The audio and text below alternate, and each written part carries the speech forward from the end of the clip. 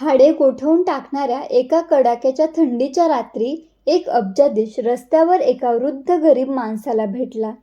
त्याने त्याला विचारले, तुम्हाला बाहेर थंडी वाजत नाही का? तुम्ही तर थंडीचे स्वेटर सुद्धा घातले नाहीये. तेव्हा त्या गरीब म्हाताऱ्याने उत्तर दिले, माझ्याकडे गरम स्वेटर नाहीये, परंतु मला थंडीची सवय आहे.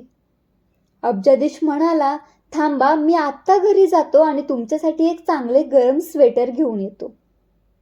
थंडीपासून संरक्षण देणारं स्वेटर मिळणार या विचाराने तो गरीब म्हातारा खूप आनंदित झाला आणि त्याला म्हणाला, साहेब, खूप उपकार होतील.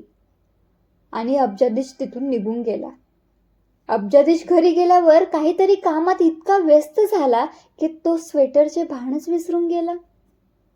सकाळी त्याला गरीब म्हाताऱ्याची आठवण झाल्यावर तो स्वेटर घेऊन तो म्हातारा त्याला रात्री ज्या जागी भेटला होता त्या जागी गेला.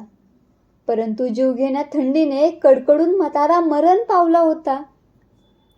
अब्जाधीश माणसाला त्याच्या प्रेताजवळ एक चिठ्ठी दिसली.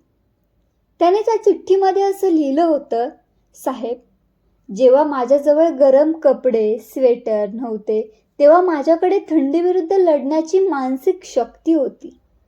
परंतु जेव्हा तुम्ही मला गरम स्वेटर देण्याचे आश्वासन दिले तेव्हा आता थंडीपासून संरक्षणासाठी एक छान गरम स्वेटर मिळणार या आशेने माझी थंडीविरुद्ध लढण्याची मानसिक शक्ती नेमकी संपली. यातून तात्पर्य एवढंच, जर आपण एखाद्या व्यक्तीला दिलेला शब्द, आश्वासन पाळू शकत नाही ना, तर ते देऊ नका. दिलेला शब्द आपल्यासाठी जरी महत्त्वाचा नसला तरी तो पुढच्या व्यक्तीसाठी बरंच काही असू शकतो.